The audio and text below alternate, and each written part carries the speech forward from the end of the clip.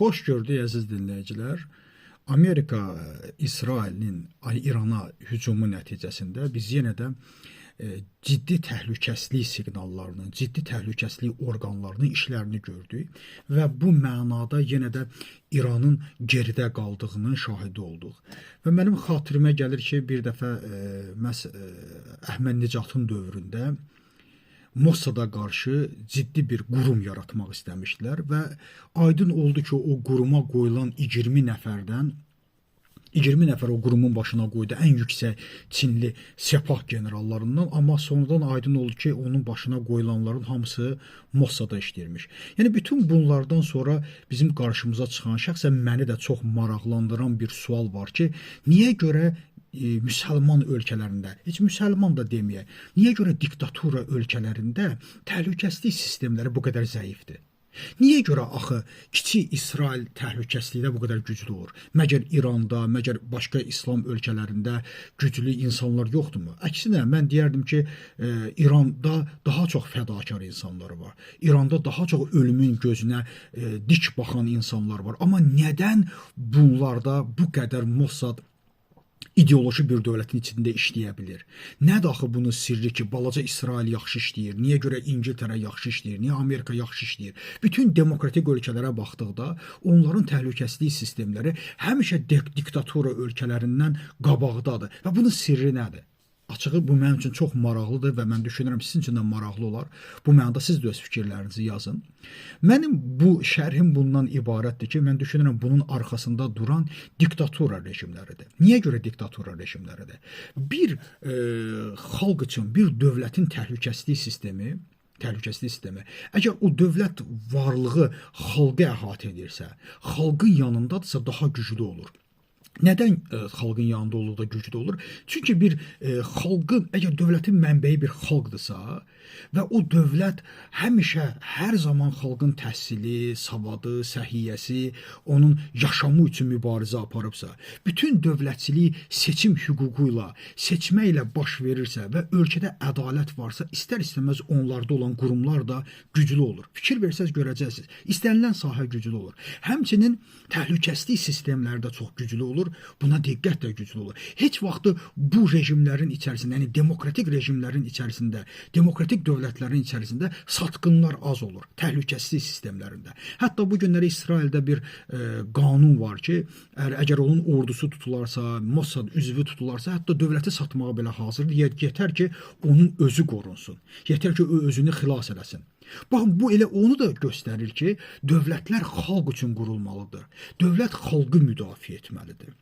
Ona görə də elə dövlətlərin vətəndaşları da, təhlükəsizlik qüvvələri də çox güclü olur. Amma diktatura dövlətlərinə baxırsan, bəzi zamanlarda diktatura dövlətləri çox güclü paralar, çox güclü pullar qoyurlar ki, məhz heç olmasa təhlükəsizlik sistemi güclü olsun və çünki onun kreslosunu qoruyur, həm də təhlükəsizlik sistemi.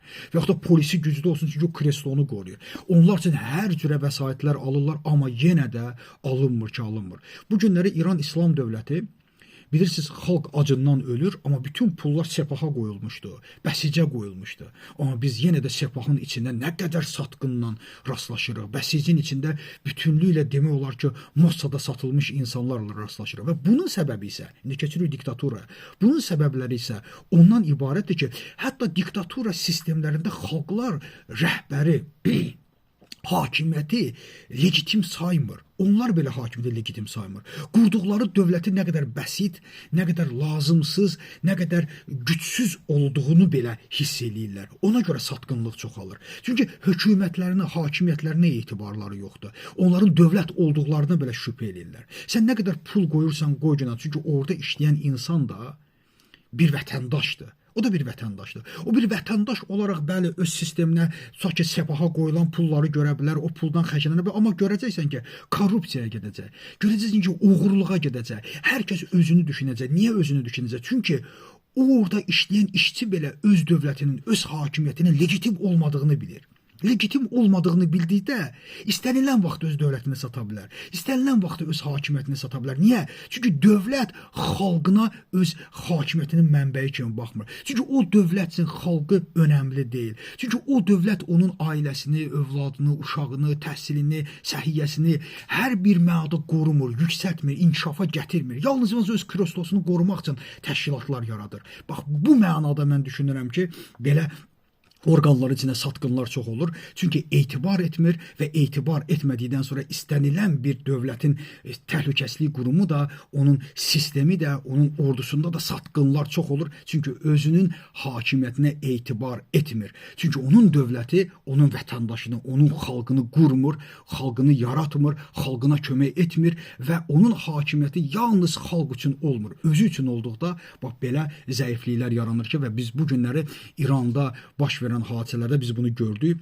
İran bugün yenə də total bir müharibə aparır. Bəzi insanlar və bəzi siyasi şərhçilərə mən diqqət yetirirəm. Biri oturur İranı tərifləyir, biri oturur Mossadı tərifləyir, biri oturur Amerikanı tərifləyir. Kimi tərifləyirsə təriyin. Bugün İranı da tərifləyənlər var. Əlbəttə tərifləyin. Məsələ bundan gəlir. Amma bugün İran total bir müharibə aparır. Bugün İran nə olursa olsun millətim qırılsın, amma yetər ki mən oradan sağ çıxım, sağ çıxanda deyim ki, bax, ura gördünüz, biz qalib gəldik. Buna hesablanıb. Amma siz demokratik bir dövlətdə bir balaca səhv addım o hökumətin getməyinə səbəb olur. Amma bu günlər isə bütün İranın infrastrukturu məhv olsa belə bir molla sistemi var ki, deyir, yox, biz duruş gətirək və bu duruş gətirməklə deyək ki, bax, biz qalib gəldi. Hara gəldi zərbə ata, hara gəldi vuraq, amma xalqımız da ölsün, qırılsın, 2 milyon qırılır, qoy qırılsın, fərq etməz. Əsas odur ki, biz rejimi qoruyub saxlayaq. Bax, görürsünüzmü? Belə ölkələrdə satqınlar çox olar, belə ölkələrin düşməni hər zaman çox olar.